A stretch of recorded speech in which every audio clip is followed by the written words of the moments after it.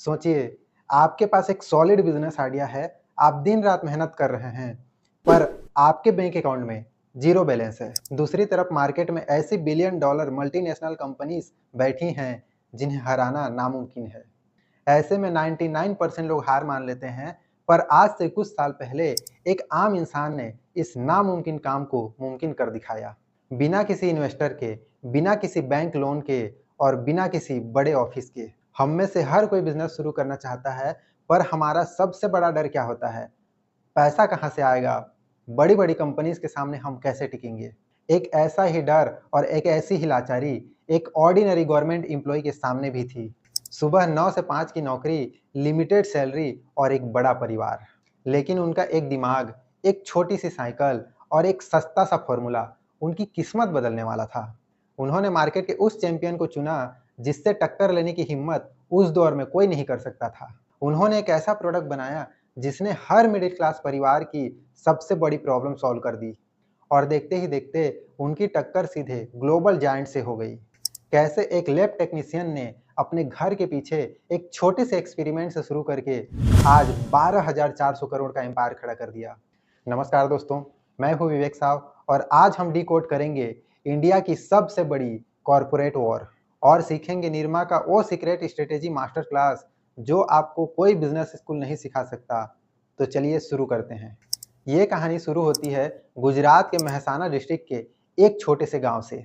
एक आम किसान परिवार में जन्मे करसन भाई पटेल बचपन से ही पढ़ाई में अच्छे थे। केमिस्ट्री उनका पसंदीदा सब्जेक्ट था, इसीलिए उन्होंने बीएससी केमिस्ट्री किया। लेकिन पढ़ाई के बाद उन्हें कोई बड़ा बिजनेस सेटअप नहीं मिला। उन्होंने अपनी लाइफ चलाने के लिए गुजरात के गवर्नमेंट के माइनिंग एंड जियोलॉजिकल डिपार्टमेंट में एक लैब टेक्नीशियन की नौकरी ज्वाइन कर ली। सैलरी लिमिटेड थी, पर उनके सपने लिमिटेड नहीं थे।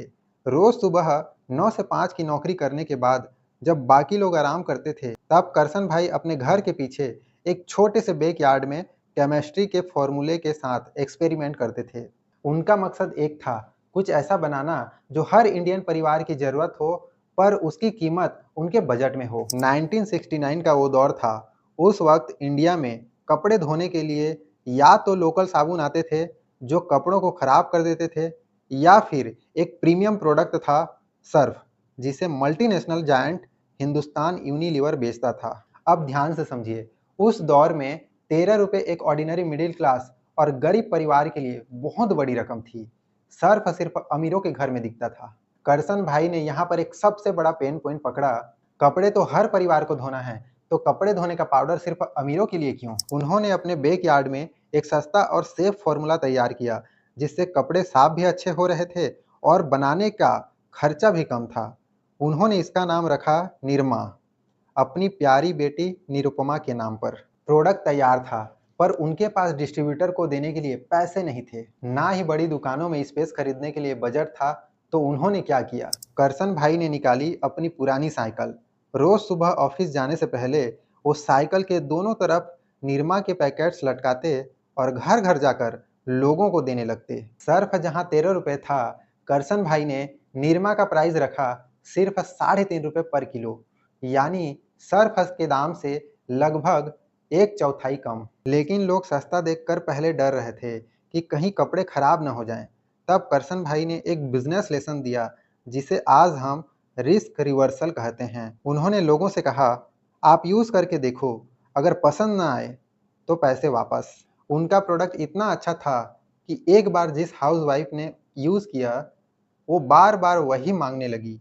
करसन भाई रोज ऑफिस से आकर 15-20 किलो पाउडर बनाते और अगली सुबह बेच देते। ये सिलसिला तब तक चला जब तक उनका अपना प्रोडक्शन बढ़ नहीं गया और उन्होंने अपनी सरकारी नौकरी को अलविदा नहीं कह दिया। जब निरमा थोड़ा बड़ा हुआ तो हिंदुस्तान यूनिलीवर को लगा कि ये छोटा प्लेयर उनका क्या बिगाड़ेगा। लेकिन करसन भाई ने 1980s में एक ऐसा मास्टर स्ट्रोक खेला जिसने पूरी इंडस्ट्री को हिला कर रख दिया। उन्होंने एक टीवी एडवर्टाइजमेंट बनाया, वही iconic jingle. Washing powder Nirma, washing powder Nirma,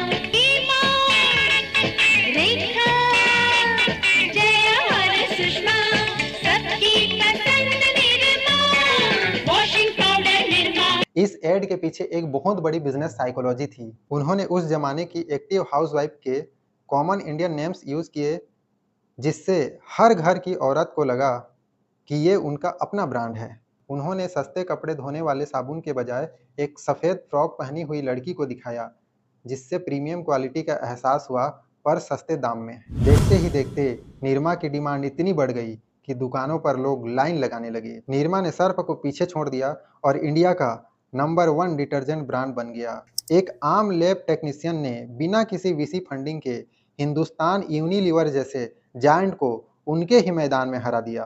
करसन भाई पटेल सिर्फ डिटर्जेंट तक नहीं रुके, उन्होंने सीखा कि जब आपके पास कैपिटल आ जाए तो आपको डाइवर्सिफाई करना चाहिए। उन्होंने निरमा के प्रॉफिट को इन्वेस्ट किया बैकवर्ड इंटीग्रेशन में, यानी डिटर्जेंट बनाने के लिए जो रॉ मटेरियल्स चाहिए थे जैसे सोडा एस और लैब, उन्होंने उनकी अपनी फैक्ट्रीज खोल ली। इससे उनका प्रोडक्शन कॉस्ट और कम हो गया। आज निरमा ग्रुप सिर्फ वॉशिंग पाउडर नहीं बेचता, वो सीमेंट, केमिकल्स, सॉल्ट, निरमा शुद्ध नमक में हैं।